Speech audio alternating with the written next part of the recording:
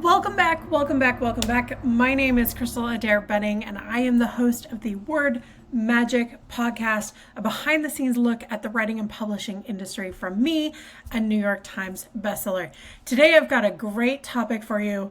I get asked this all the time about how to vet your book idea, how to know if it's even worth writing, right?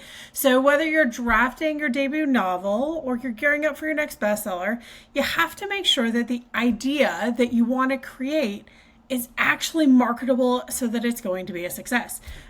There's lots of people that come up with brilliant book ideas, they think, but when we actually do the research and we start talking about the book, maybe not such a marketable book. So today I'm going to dive into the topic of vetting your book, how to know if you've got a winner on your hands, how to know if you got it right. So we're going to save you time, energy, and a whole lot of money figuring out whether you should even write this thing in the first place. All right. So first off, and I've broken this up into segments, but I think we need to understand why people even vet in the first place. So what does it even mean to vet a book idea? So if you've been writing a book for a hot minute, if you've been writing it for years, if it's just an idea even in your head, you want to discover whether the idea in your mind is flawed right from the very start, or can it be saved with a few tweaks and twists, right?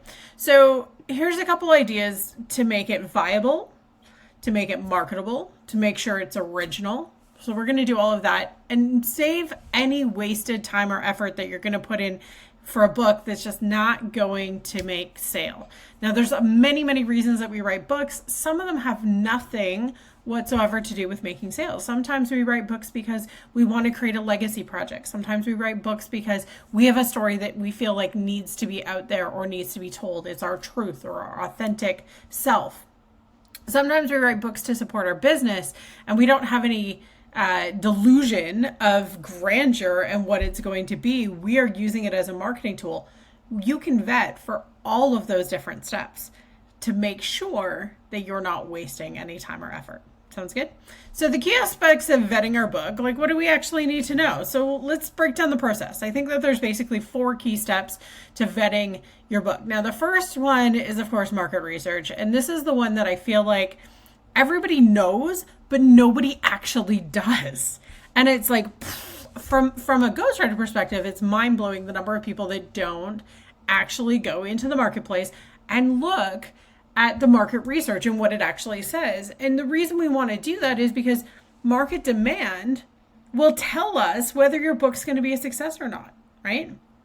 So the big question that you're trying to answer is there demand for this book? Is there an audience for this book? So how do we do it, right? So I love going to Google Trends. I think it shows a great overview of like what people are interested in and what they're checking on.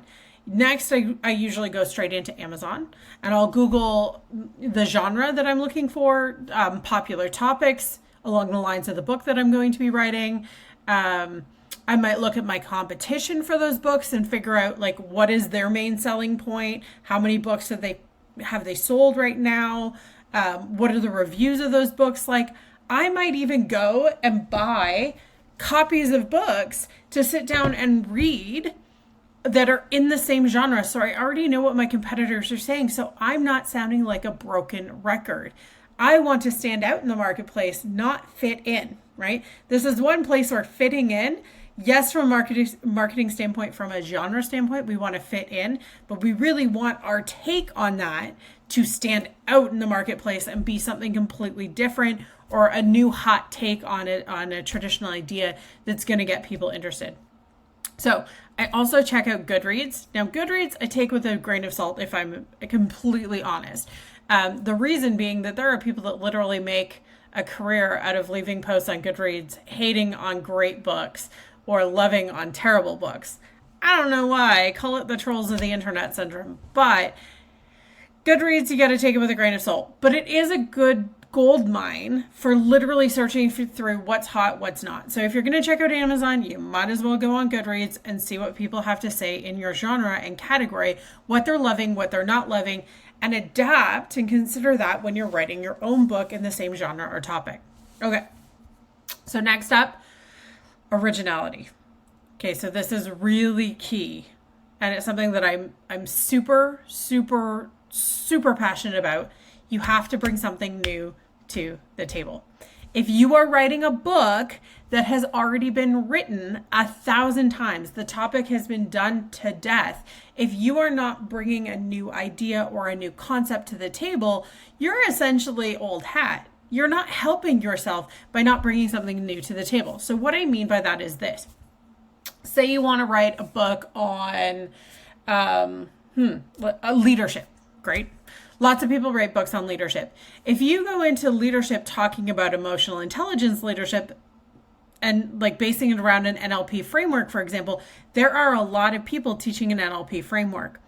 However, if your NLP framework brings in DISC components, human design, and you've got a twist on it where you actually look at, Maslow's hierarchy of needs, for example, and you've come up with this new framework that exists that's solely your IP. Okay, this is something you created. It can be linked to and in addition to all of these other components, but it is solely something that you have created. That's a brilliant new idea to bring to the table. But a quick way to check is to actually summarize your book idea in a single sentence and compare it with existing titles. So you want to do this.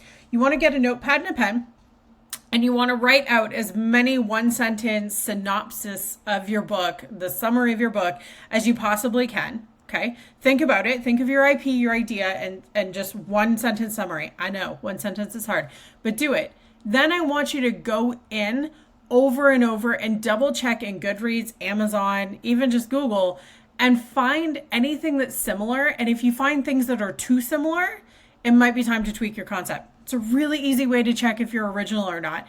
If you're writing the same thing or saying the same thing everybody else is, it's not original. You need to have an original concept for it to be a commercial success. Okay, so then let's talk about commercial viability. So if we talk about it being a commercial success, what exactly does commercial viability even mean? It means, will your book sell copies? Are people going to be interested in it? We need to look at genre popularity, right? Some genres sell really well.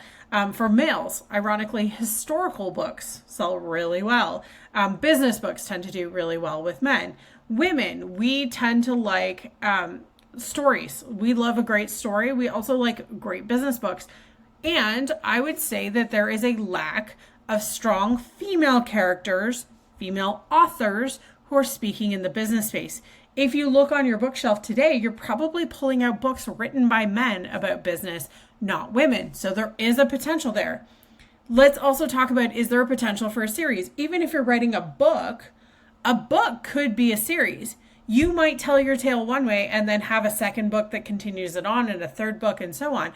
I'm working with a business author right now who has 8 books in her series, and we've planned it all out. So we know that the commercial viability of her book is much greater because she has an ongoing series of books to create. And that ongoing series lends to new marketing opportunities, new exposure opportunities, podcasts, media, all of that, because she's constantly going to have a new book coming out every few months to a year over the next several years, right? So that's a great way to consider the viability of your offer. Maybe her first book doesn't do so well, but by the time she's got 8 books on the market, people are definitely going to be taking notice.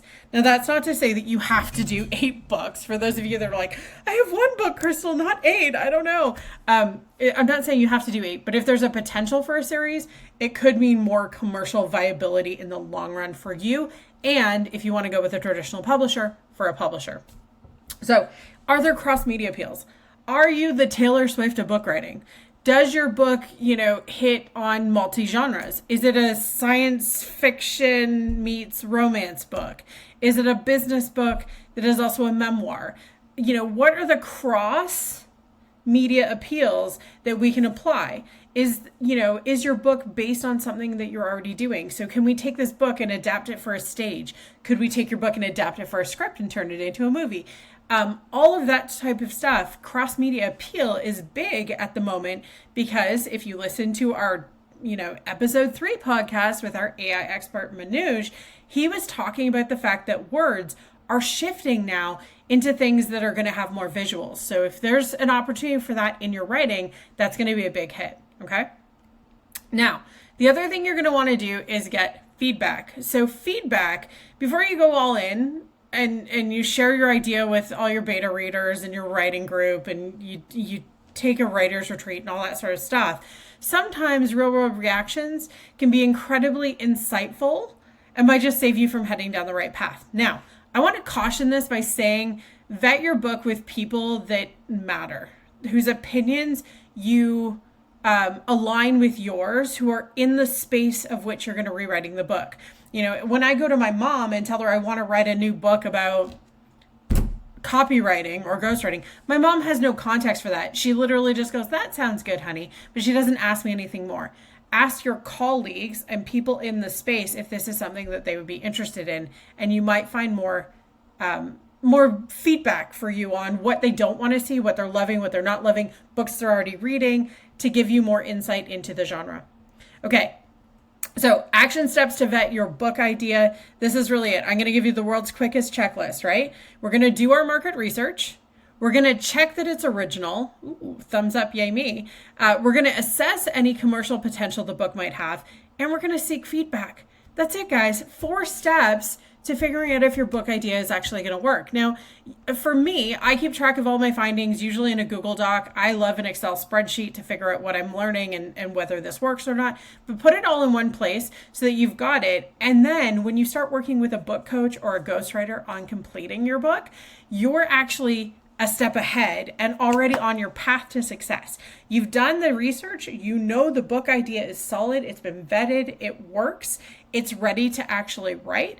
And the research that you've done in the past is going to help us decide what to do with it in the future. So, you know, if we know that your book is too similar to X, Y, and Z book, we may suggest that you read those books first. I, as a ghostwriter, might even read those books first to make sure that you can have similarities, but you're not the same.